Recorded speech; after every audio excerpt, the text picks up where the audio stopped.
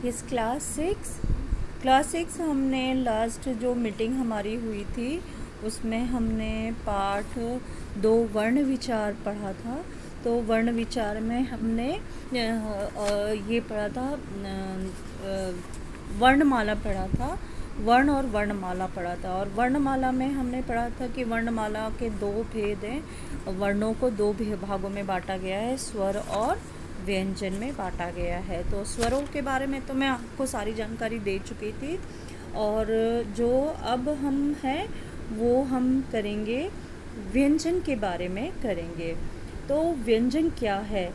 असल में व्यंजन वे होते हैं जिनका उच्चारण करने के लिए स्वरों की सहायता लेनी पड़ती है। देखिएगा कि मैंने अंडरलाइन किया है, जो रेड कलर से अंडरलाइन किया है कि स्वरों, व्यंजन को उच्चारण करने के लिए स्वरों की सहायता लेनी पड़ती है। बिना स्वरों की सहायता के व्यंजन का सही तरीके से उच्चारण नहीं हो सकता है और ना ही उसे बोला जा सकता है।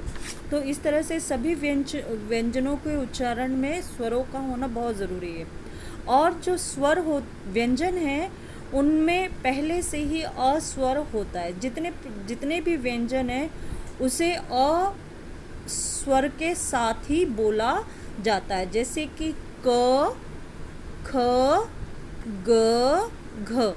अगर मैंने कहा है क, ख, तो आखिरी का जो साउंड आ रहा है वो अ का साउंड आ रहा है, अ की ध्वनि आ रही। तो इस तरह से व्यंजन में स्वर जो हैं अस्वर पहले से ही है।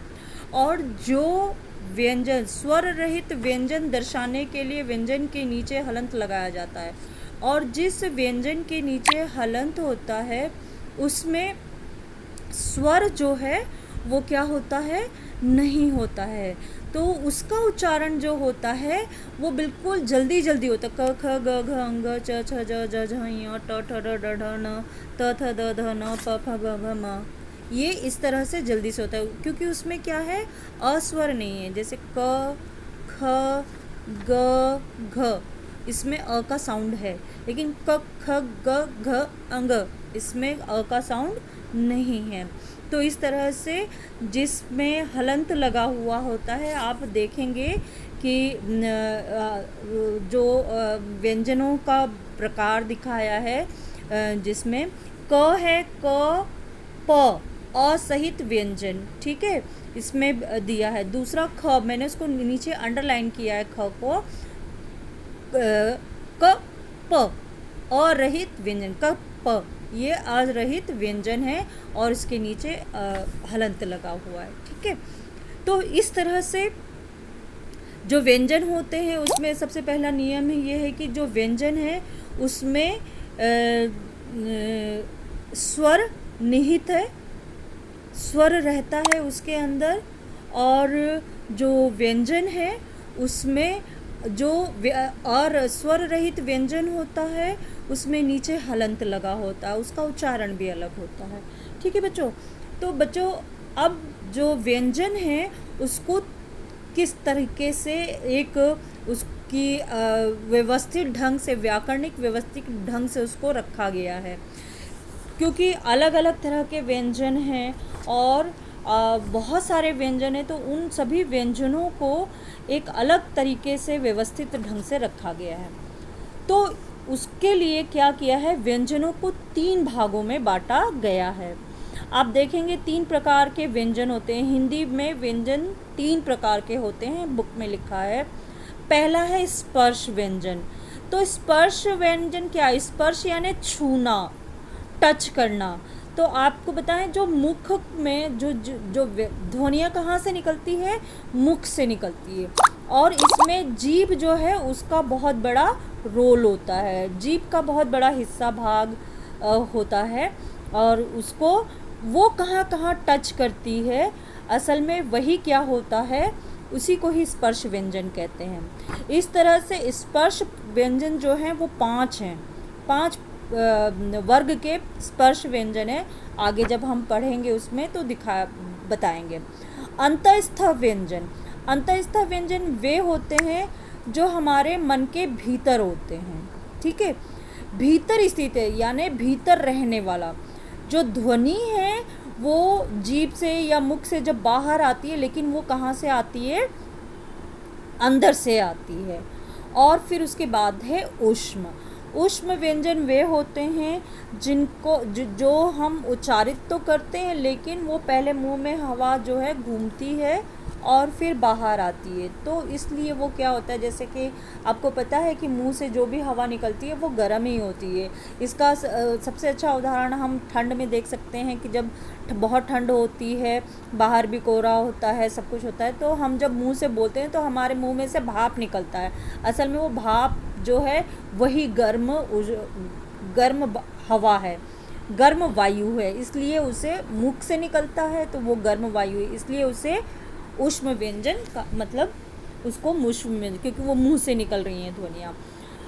तो इस तरह से स्पर्श व्यंजन की तरफ हम बढ़ते हैं। स्पर्श व्यंजन जो है उसको 5 भागों में बांटा गया है और उसको दिया है वर्ग। जैसे दिया है, आप देखिए आपकी बुक में गुलाबी रंग का लिखा है क वर्ग और नीले रंग से लिखा है च वर्ग, फिर लिखा है ट वर्ग, त वर्ग और प वर्ग। इस प्रकार से ये स्पर्श व्यंजन जो हैं उनको 5 तरीके से बांटा गया है।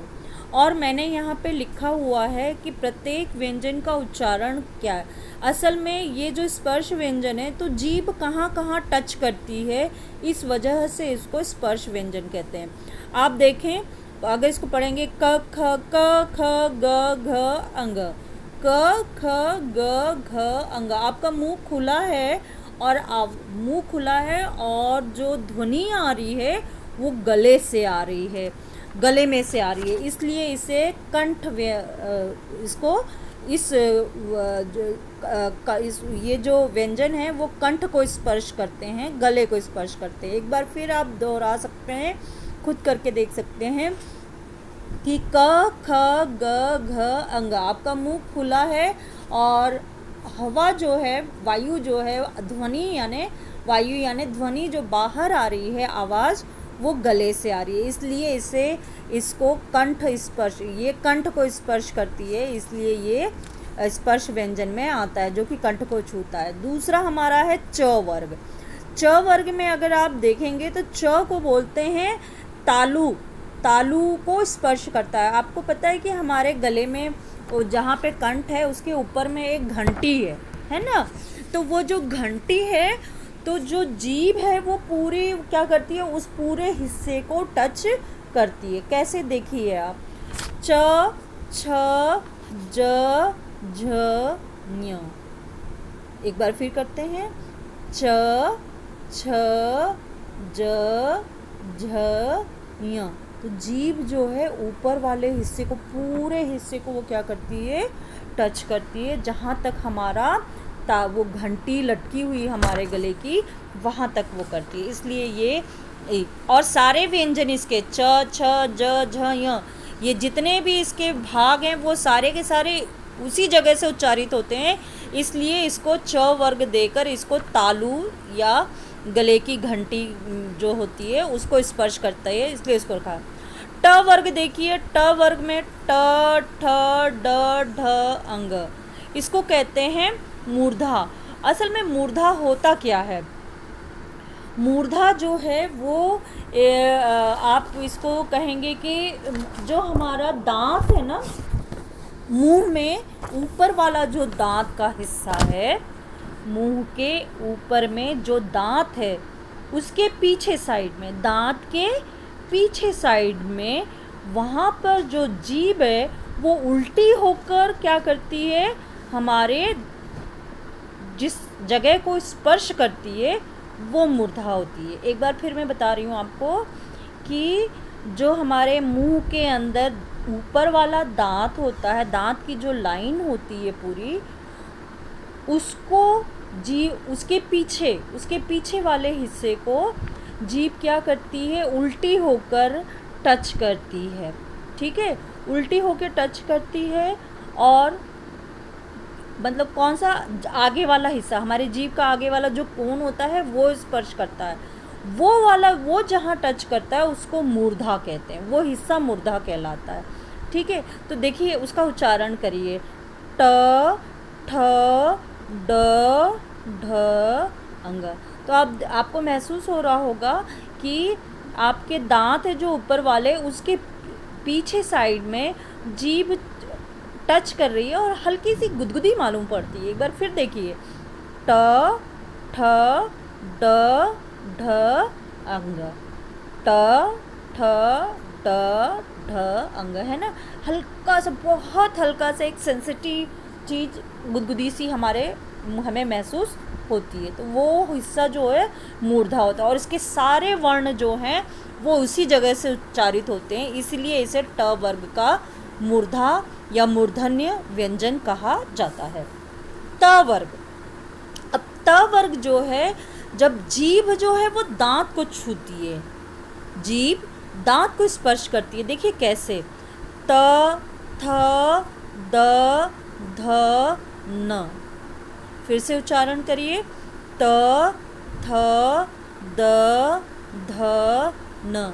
आपको लग रहा है ना कि आपकी जीभ दांत को टच कर रही है। त थ ड त थ द ध न, है ना। तो दांत को वो स्पर्श कर रही है। आगे है प वर्ग। तो प वर्ग को बोलते हैं होंठ का स्पर्श करती है वो। तो आप देखिए कैसे करती है, प फ ब भ म। जब हम बोल रहे हैं प फ ब भ म, तो ये दोनों के दोनों क्या, ये हमारे दोनों होंठ क्या हो रहे हैं, एक दूसरे से चिपक रहे हैं। और जितने इसके प वर्ग के जितने व्यंजन है, चाहे वो प है, चाहे फ है, चाहे ब है, म भ है, म है, जितना वर्ण हम उच्चारण कर रहे हैं वो सब हमारे होंठों को छूता है। आपस में ऊपर नीचे वाले होंठ एक दूसरे को छूते हैं, इसलिए ये क्या हो जाता है, हमारा क्या कहलाता है, स्पर्श व्यंजन, होंठ का स्पर्श व्यंजन कहता है। तो प फ ब भ म। आगे है, आगे जो व्यंजन हैं ये 5 वर्ग तो स्पर्श व्यंजन हो गए।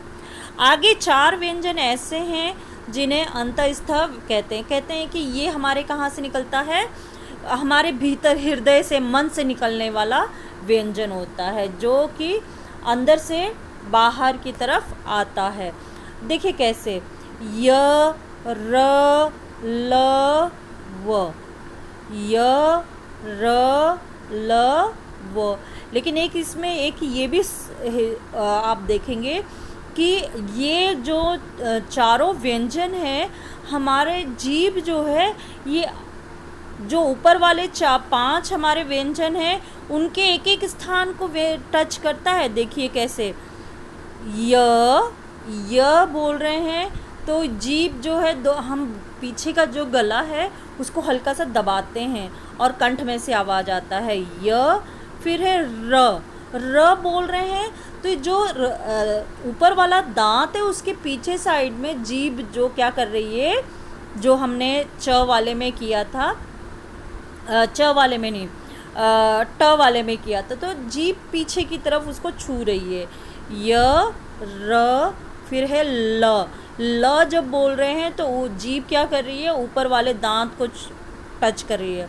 और फिर व बोल रहे हैं तो जो होंठ हैं उसके दोनों कोने आपस में एक दूसरे से चिपक रहे हैं। एक बार फिर करते हैं, य बोलते समय कंठ से भी निकल रहा है और गले को भी क्या किया हमने, यानी कि जो तालु है, तालु और कंठ दोनों मिलके वहाँ से य का प्रोनाउंसिएशन हो रहा है। र बोल रहे हैं तो जल्दी से होता है, जहाँ पर पीछे दांत के पीछे जीभ लगती है। ल दांत को स्पष्ट करती है। वो क्या करता है, वो बोलते समय जो हमारे होंठ के दोनों कोने हैं एक दूसरे के करीब आते हैं और बीच का जो हिस्सा है होंठ का वो खुला रहता है। तो इस तरह से ये अंतस्थ व्यंजन हो गया। आगे 4 व्यंजन ऐसे हैं जिसको ऊष्म व्यंजन कहा जाता है। श श स ह, श स स ह, श श स ह। जब हम इसका प्रोनाउंसिएशन कर रहे हैं श स स ह, तो पूरा मुंह हमारा खुलता नहीं है और जो ध्वनि है, यानी जो फेफड़ों में से वायु बाहर आ रही है, वो क्या करती है, मुंह में घूमती है और फिर वो थोड़ा सा मुंह खोल के बाहर आती है, इसलिए इसको ऊष्म व्यंजन में कहा जाता है। आगे है हमारे संयुक्त व्यंजन। तो संयुक्त व्यंजन क्या हुआ है, संयुक्त व्यंजन वे होते हैं जो दो व्यंजनों के मेल से बनते हैं, जिसमें अस्वर नहीं होता है। तो देखिए संयुक्त व्यंजन में श, त्र, ज्ञ है। तो आप संयुक्ताक्षर देखिए नीचे दिया हुआ है, इसमें संयुक्ताक्षर श का दिया है कि क प्लस श प्लस अ मिलके श बना है, ठीक है। त्र, त प्लस र प्लस अ मिलके त्र बना है। ज्ञ, ज प्लस ञ मिलके और प्लस अ मिलके ज्ञ बना है। और श्र, जो हम श्रीमान में श्र का करते तो श और र प्लस अ मिलके श्र बना है, श, त्र, ज्ञ और श्र। ये तो बच्चों हम देखेंगे कि हमारे पूरी वर्ग 11 तो हमारे क्या हैं, दीर्घ स्वर और हरस स्वर मिलके 11 स्वर हैं और 2 अयोग वा हैं। तो 11 और 2 13, ठीक है।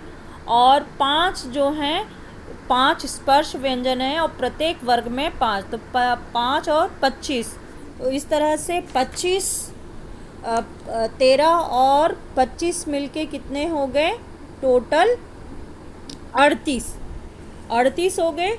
और 4 अंतस्थ, 4 ऊष्म व्यंजन, तो कुल मिलाकर हो गए कितने,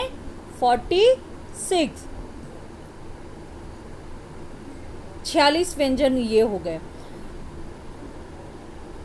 ठीक है। और उसके बाद में हमारे पास में संयुक्त व्यंजन 4 आ गए हैं। तो 46 में और हम 4 व्यंजन जोड़ देंगे तो हमारा ये हो जाता है 50 व्यंजन हो जाते हैं, 50 व्यंजन ये हो जाते हैं। इसके अलावा हम जो पढ़ते हैं ट, ठ, ड, ढ, ड से डमरू और ढ से ढक्कन। अब आप देखिएगा कि आप अपनी बुक में देख रहे हैं कि ड और ढ जो है उसके नीचे बिंदी लगा हुआ होता है, जैसे पढ़ा, पढ़ा, पढ़, पढ़ा हुआ है। तो ये जो व्यंजन और नीचे जो ड और ढ है उसके नीचे जब बिंदी लग जाती है तो 2 व्यंजन और बन गए हैं। तो इस तरह से इसमें 2 मिला दिए तो कुल मिला के कितने व्यंजन हो गए, व्यंजनों की संख्या पूरी कितनी हो गई है, तो 52। और हमारे पूरे स्वर और व्यंजन मिला के कितने हो गए, पूरे 52 हो गए दोनों मिला के, क्योंकि हमने 2 को भी। तो इस तरह से, या फिर देखिए 5 तो 25 ये हो गया है और 4 12 ये हो गए हैं और 2 तो 39 तो हमारे केवल व्यंजन है, 39 व्यंजन है और 11 स्वर हैं प्लस 2 अयोग वह है। वैसे अगर देखेंगे तो पूरी वर्णमाला जो है वो पूरी स्वर व्यंजन मिला के सारे 52 हो गए, ठीक है बच्चों। तो बाकी का जो है हम इसको बाद में करेंगे, उस अगले क्लास में मैं आपको इनके आगे की जानकारी दूंगी।